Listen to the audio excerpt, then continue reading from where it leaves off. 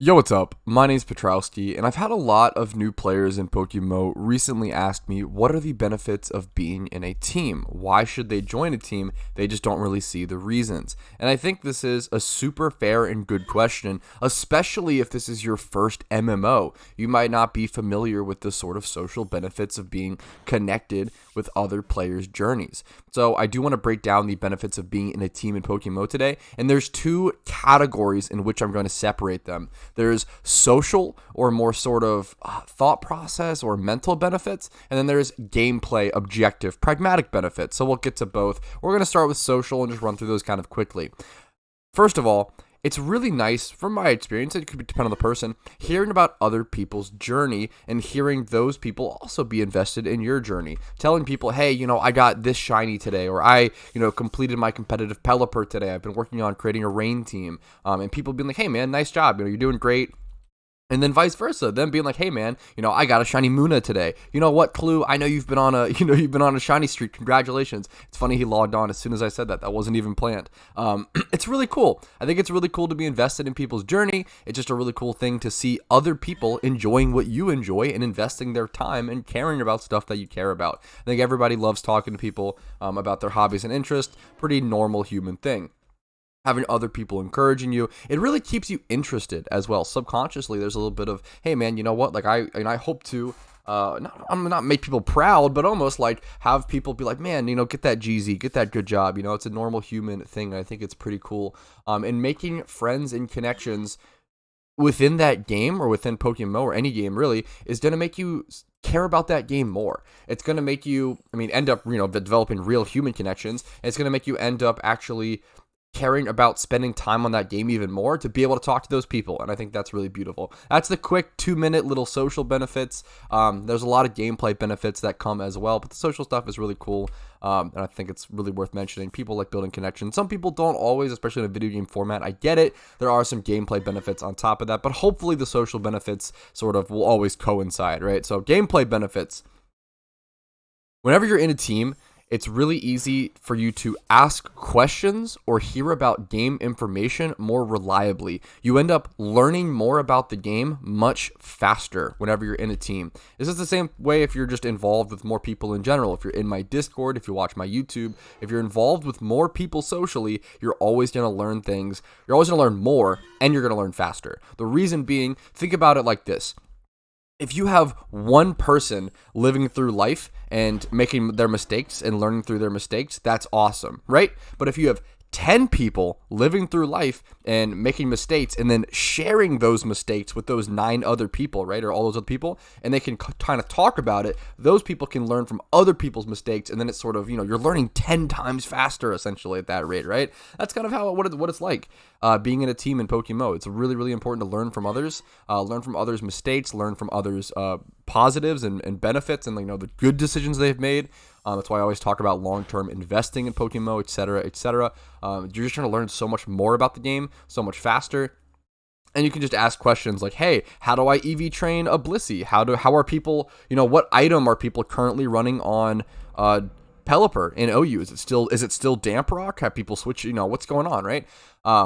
It's just really important. You also get access to a lot of alpha calls, swarm calls, and pheno calls in team chats, which is awesome, which are essentially like time-limited events, right, within the game. If you don't know what those are, you should be able to Google, alpha Pokemon explained Pokemon, and it should pop up. Swarm Pokemon explained Pokemon, pheno, whatever. But they're essentially just time-limited events that have little benefits, and your teammates can be like, hey, Alpha Paris, Mount Moon, Kanto, you have 45 minutes, good luck, and then it's really nice. You have immediate information, access to the information. You can also share shiny charms within a team, which is super nice.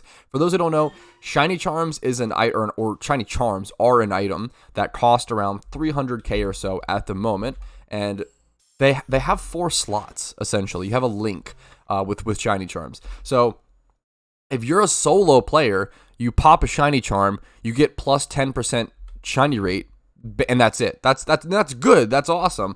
But if you have 3 other people to invite to that link, you can give 3 other people plus 5% chance for a shiny rate, essentially for free. And essentially just just an added benefit, helping out other people for free, right?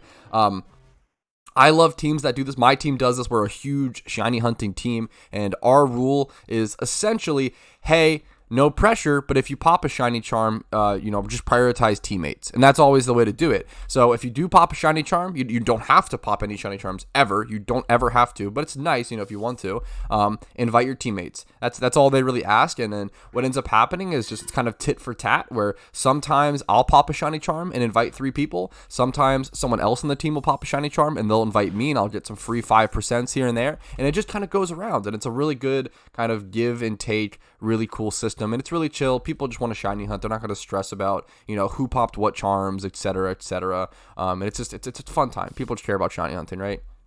Most people were going to pop a shiny charm no matter what. So it's nice to just kind of get that extra 5% boost. Why not?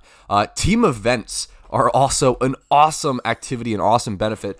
Team events you can make a ton of money at, depending on the wealth of your team, depending on your team, and you just have a blast with your friends. Have you ever wanted to do a catch event with just like 20 to 50 people? So first of all, you have a better chance of winning, which is awesome. Secondly, the prizes are usually better / higher in value, but it can depend on your team, of course. And then thirdly, you get to do it with your friends, and you get to dick on them. It's even maybe more so for bragging rights, right? Who cares about 5 mil when you can say, hey, you know what, Prince, nice, 150 catch, I got a 155, eat my shorts. Like, I think it's a good meme to be able to have that sort of environment with your friends, a little friendly competition, Halo on the couch with the boys. It's a good time. Okay, I think team events are incredible, right? That alone could be enough to join a team. And you're also able to find better and more trusted teammates for holiday events or multiplayer events, such as the Lunar New Year event, such as the Christmas event. All those events that take 4 players, and there's like a leaderboard, and you have to spend like 12 hours if you want to be like rank 1, like those kind of things. You can find the better players and more trusted players instead of just solo queuing, essentially, right? Find those trusted players that are good, or that even if they're not good, you can still teach them, and they're willing to learn more, and they have the better mentality, and you're already friends with them, so it's easier. And there's tons of benefits with that, being able to connect with players and connect with just humans, right? People, and be able to hang out with them for those holiday events and everything, and those link type events. And then the last benefit I want to talk about, this is a huge PvP one. I've talked a lot about shiny hunting and stuff, and like all the because I'm a big shiny hunter, but there are a lot of PvP benefits as well. And the biggest PvP tournament in all of PokeMMO, which usually decides who's the best PvPers in the game, is the PvP team tournament. This is the biggest tournament in PokeMMO. There is a PvP team tournament every month, and then there is also a huge one at the end of the year, I believe, or once every year. They do like a yearly team tournament that like you have to qualify and like get enough points for. It's sort of like the biggest PvP thing in PokeMMO. You play these monthly tournaments to get enough points to qualify for like the yearly finals, essentially. You go to that. And the PvP team tournament is awesome. It's my favorite thing because you need someone who plays OU, UU, and NU. And as an NU player myself, I've slotted in there a couple times for a couple teams. I'm not the best PvP player, but I've done it. And it's fun. It's a good time. Team tournaments can be really intense because, like, let's say your OU player loses, your UU player wins, and now it's up to like you to like bring home the gold. It can be tough, but that's the sort of intensity and that's the sort of stress that can be a positive thing. It can actually make you grow and can make you a lot better at PvP or make you learn a lot, right? So I think that stuff's super fun. And then also just having someone to bounce ideas off of for PvP, bounce off team building ideas, bounce off and just practice with. It's not as relevant nowadays since there's a solo queue system. You can just sort of, you can just open queue into PvP. You can go to Matchpick and sign up and just queue whenever. But back in the day, when there was no queue system, we'd always have to just practice with teammates. I was playing PvP with Joshua or Richard or like all my old like 2013 teammates all the time. Even Dusty Bunny or whatever. I love them, and it was so much fun. It was a really cool experience to have those teammates to practice with, and you would learn their teams. You would learn certain things.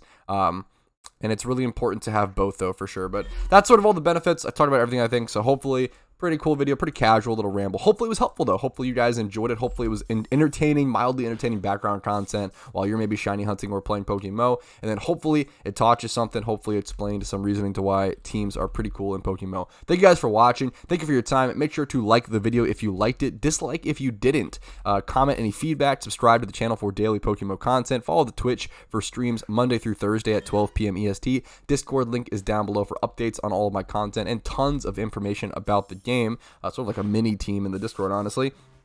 I mean, it's kind of a huge, just 1,000 people, whatever. And then if you want to go above and beyond and support my content and allow me to do what I do every single day, trying to make the best PokeMMO content, YouTube memberships, Twitch Primes, Twitch subs, and PayPal/Venmo allow me to do that. Thank you so much. Have a great day. I'll see you guys later. What are you doing? Go join a team. It's a fun time.